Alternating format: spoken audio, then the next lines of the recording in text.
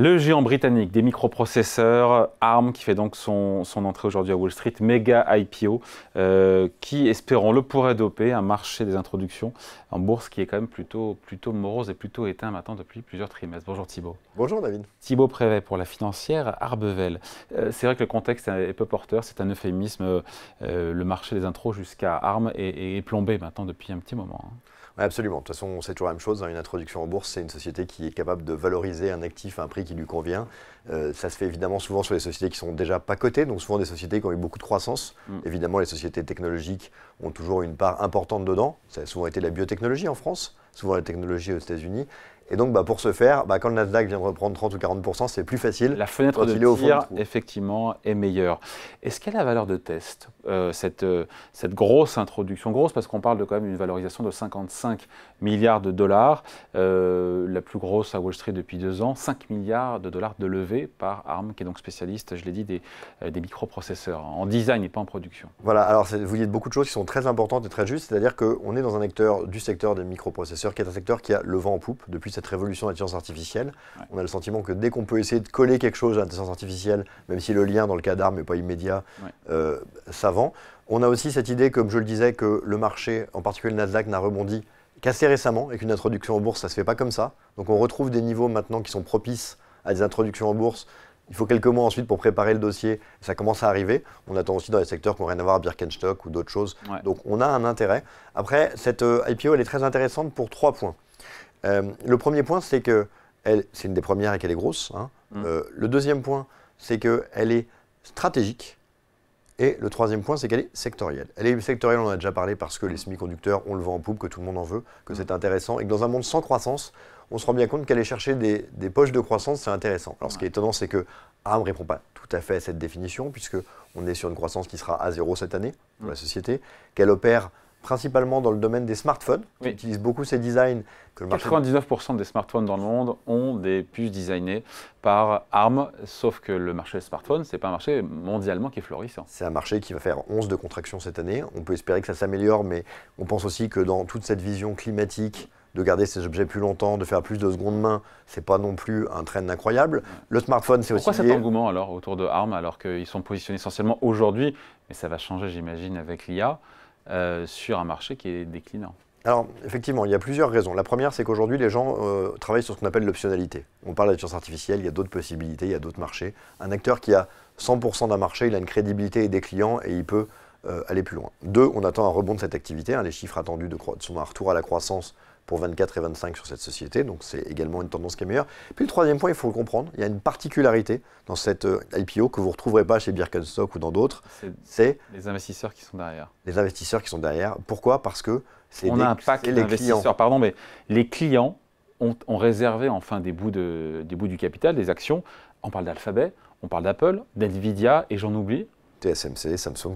C'est la garantie que ce soit un succès. Et ça dit quoi d'ailleurs? Ça dit quoi? Ça dit qu'en fait, on se rend compte que avoir du pétrole, c'est un prix qu'on ne connaît pas, mais on arrive toujours à en avoir. Avoir du fret, on l'a vu avec cette crise, ce fret qui a été multiplié par 10 avant d'être divisé par 10, ça a un prix, on ne sait pas lequel c'est, on peut en avoir. En revanche, quand vous avez besoin de semi-conducteurs comme le secteur automobile et qu'il n'y en a pas, comme il y a 1 an ou 2 ans, et que du coup vous avez tout plein de voitures qui sont prêtes, mais il manque un truc qu'on n'a pas qui peut bloquer 1 an ou 2 ans, c'est quand même hyper problématique. Et donc, s'assurer une présence, un actionnariat et une influence dans des sociétés dont on a dit qu'elles sont stratégiques, puisqu'elles ont un quasi-monopole sur certaines choses, c'est une importance qui est désormais stratégique. Et donc la composante politique, voire géopolitique de ce domaine, est quelque chose qui augmente. On l'avait vu sur des secteurs comme les matériaux rares, la capacité à avoir des sources de production, par exemple sur d'autres thématiques que vous avez dû aborder comme le lithium. On voit aujourd'hui que les semi-conducteurs rentrent dans cette phase des sociétés où il faut assurer son approvisionnement et donc les prises de participation sont autant de problèmes. Et on voit d'ailleurs que c'est stratégique puisque NVIDIA avait tenté de mettre la main sur la société ARM et s'était heurté aux problématiques de concurrence justement britannique. Donc cette notion que Apple, TSMC ne cherche pas forcément la performance boursière qui, vu le montant qu'ils vont mettre, ne va pas changer grand-chose, mais de l'influence est un élément qui est extrêmement important et qui est, pour le coup, probablement beaucoup moins reproductible pour d'autres IPO qui n'ont pas toujours cette connotation. Ouais. Elle est assez unique. Après, on sent que cette introduction devrait, on verra bien le premier jour de cotation et les semaines aussi et les mois qui viennent.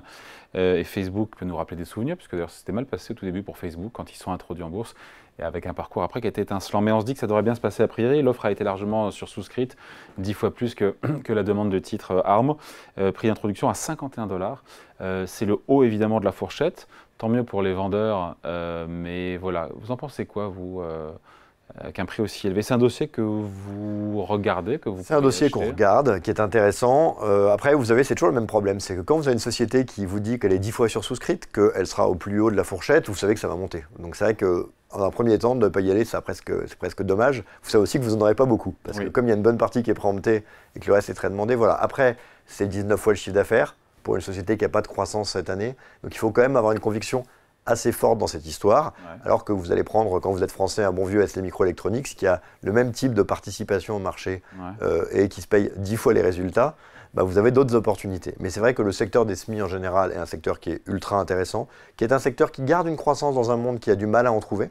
Et ça, c'est toujours quelque chose qui est extrêmement attrayant. Et on voit bien que toute cette thématique, elle est simple. Dans un monde où vous avez une natalité qui s'effondre, je rappelle que sur 2 ans, dans les pays du G20, c'est encore 5% de baisse de la natalité, eh bien, vous avez besoin de trouver des choses qui croissent dans un monde qui ne croît pas pour pouvoir vous faire des bénéfices. Et donc tout ce qui va être lié à l'intelligence artificielle ou à la digitalisation sont quand même des pistes intéressantes dans ce cadre-là. Je note que vous, n'y allez pas. Intéressantes. ARM, c'est pas un truc qu'on a acheté à la financière Arbevel. Si, on peut regarder, mais vous savez que financière Arbevel a une partie importante de notre spectre qui est sur la partie européenne. Donc naturellement, on regarde, on va travailler dessus, mais ça sera sur une part plus limitée de ce qu'on fait. En revanche, ce qu'on sait, c'est financière Arbevel, c'est qu'on a plébiscité depuis une dizaine d'années, c'est aussi vrai en France de manière extrêmement vertueuse avec les BPI, c'est vrai aux États-Unis, le private equity, avec cette idée depuis 2008 que ne pas avoir de valorisation, c'est intéressant. On se rend maintenant compte quand même que la bourse c'est important parce que si toutes ces sociétés qui grossissent veulent un jour sortir et passer l'étape d'après, il faut que la bourse soit efficace, qu'on puisse accueillir ces sociétés ou qu'il y ait des gens pour les racheter. Et donc que cette phase de réouverture des introductions en bourse arrive, c'est nécessaire. ARM peut dégripper, on finit là-dessus, peut dégripper ce marché des IPO qui est bloqué. Quoi. Et dégripper au-delà de là les difficultés qu'on rencontre aujourd'hui sur les actifs non cotés ou autres, où il faut des portes de sortie. On a besoin de ce maillon de la chaîne. Il a été un peu éteint. Quand un maillon de la chaîne est grippé, il est grippé. C'est très probable qu'il se passe bien. Il faut que ça soit un peu plus dans la durée. Vous le disiez avec l'exemple de Facebook qui a été assez catastrophique pour une société qui a absolument cartonné ensuite. Il faut quand même beaucoup pour réussir à casser un démarrage qui est négatif. Je rappelle que Facebook avait des objectifs de chiffre d'affaires à 5 ans qui ont finalement été leur résultat net 5 ans après. Donc si Facebook a bien marché, ce n'est pas parce que le démarrage était fort, c'est parce que l'opérationnel a été très au-dessus. Un bon démarrage, une introduction, c'est des clients contents, des gens qui ont des plus-values, ça va dans le bon sens. N'oublions pas que de toute façon, c'est un titre qui pourra peut-être revenir de manière plus lourde sur le marché puisque SoftBank, propriétaire qui était également sur Alibaba, n'en lâche que 10%. Donc on aura probablement une histoire qui durera. Et puis il y aura la suite, effectivement, vous l'avez dit, il y a Birkenstock qui est sur les rangs pour faire une introduction en bourse aux États-Unis, tout comme la plateforme de livraison à domicile. Instacart aussi qui est dans les tuyaux. Merci beaucoup. Explication de point de vue signé Thibaut Prébet, directeur général adjoint de la financière Arbevel. Merci. Merci à vous.